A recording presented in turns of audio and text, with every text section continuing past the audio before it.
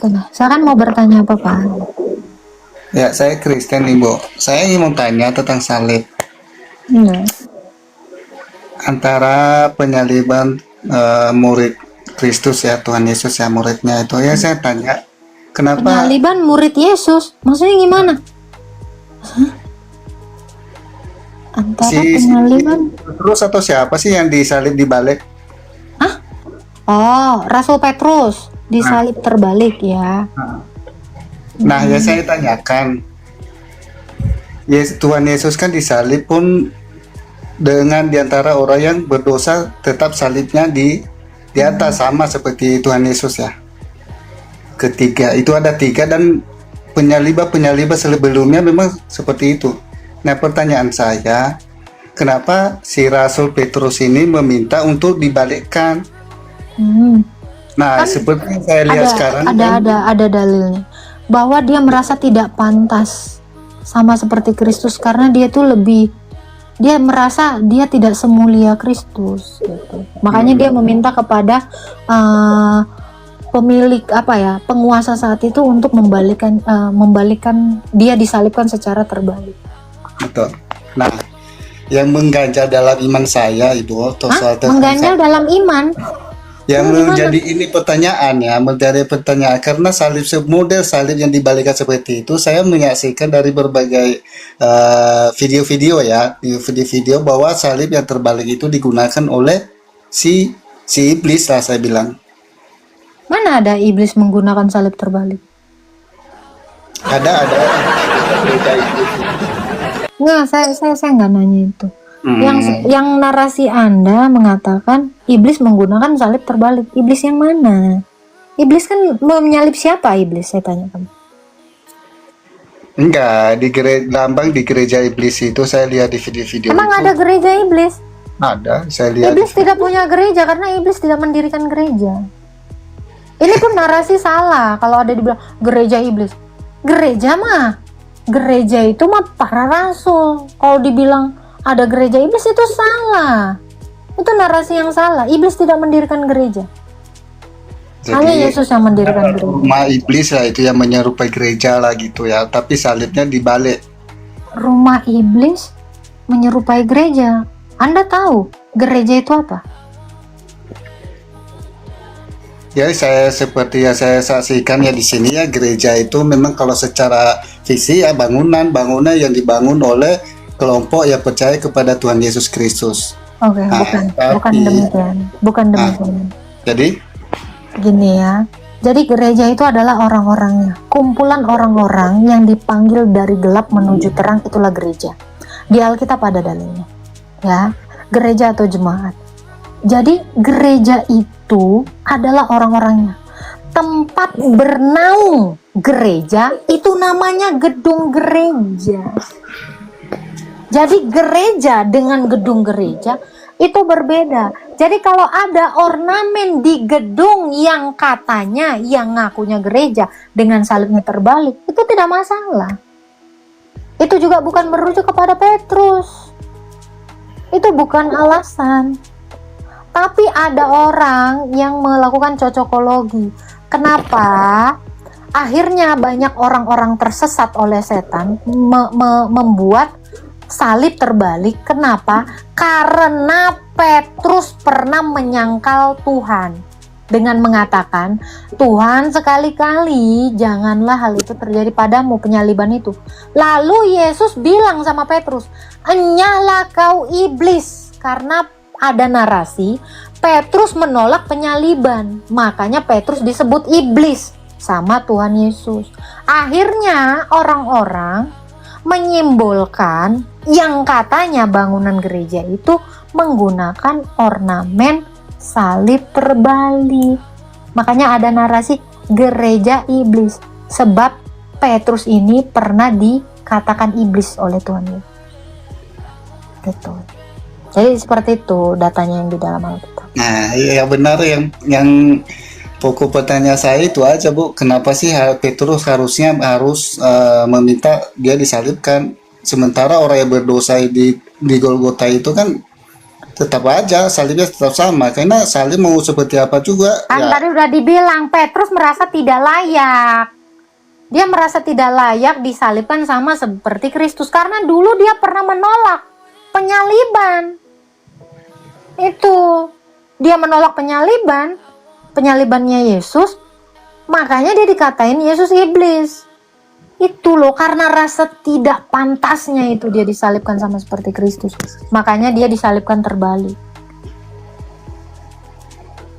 Jadi menurut Ibu dia disalibkan terbalik itu salah nggak menurut kepercayaan? Loh, itu tidak masuk dalam iman Kristen. Iman Kristen itu apa yang diajarkan Yesus.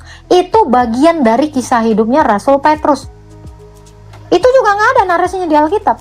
Itu kan di dalam Sinaksarion. Untuk pengetahuan umum kita, bagaimana kisah hidup para rasul. Itu tentang Petrus yang mati terbalik dengan salib terbalik. Itu bukan bagian dari iman. Bukan. Yang jadi bagian dari iman adalah ajaran Yesus. Karena Petrus itu disalib, itu bukan bagian dari ajaran Yesus. Itu bukan iman kita. Itu. Jadi ada juga yang nanya, siapa nama bapaknya Paulus? Itu bukan bagian dari iman kita. Iman kita itu adalah ketaatan kita terhadap Tuhan Yesus. Itulah iman. Dasarnya adalah Yesus, bukan cara matinya rasul. Bukan itu iman kita. Seperti itu. Ada lagi Pak JFZ.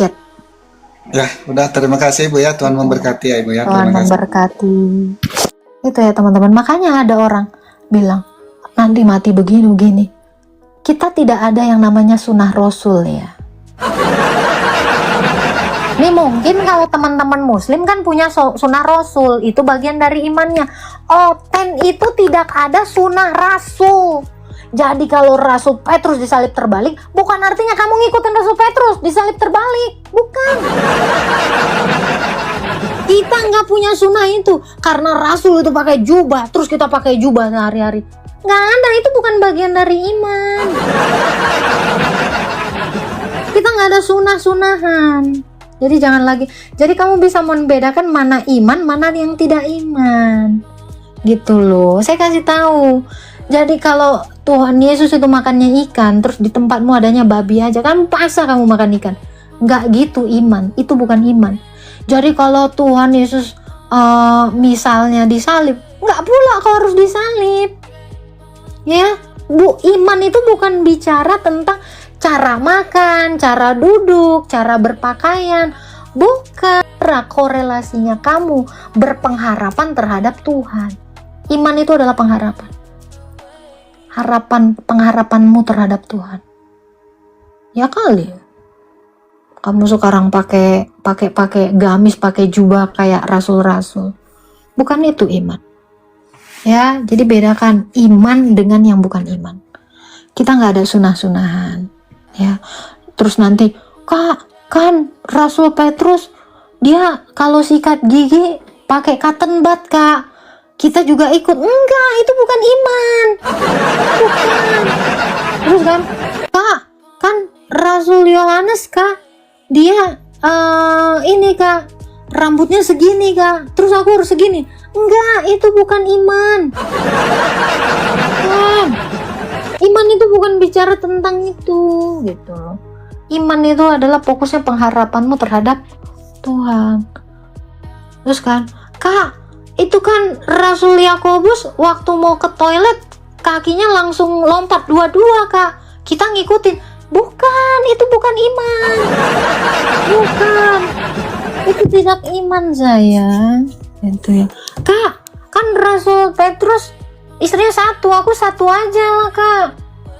Itu bukan iman juga. Karena itu memang ajaran. Tapi kalau kamu bilang, Kak, itu Barnabas kan dua, Kak, istrinya. Aku dua lah ya, Rasul Barnabas dua.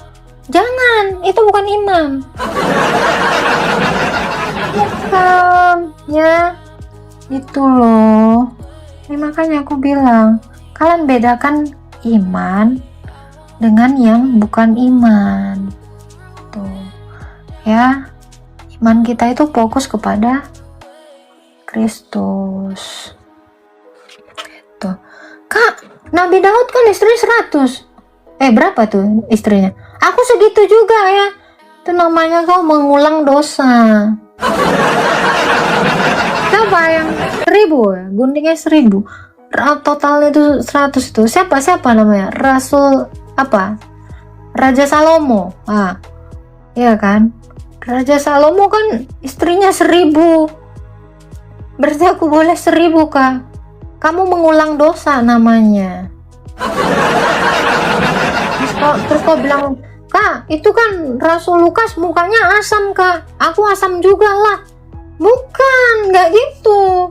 Jadi iman itu bukan bicara tentang orang yang menyampaikan firman, bukan. Itu loh, iman itu bicara pengharapanmu terhadap Tuhan. Gitu. Misal, kan Yusuf itu ini kak sama bocil. Gitu. Kamu jangan ikuti, itu kesalahan yang diulang.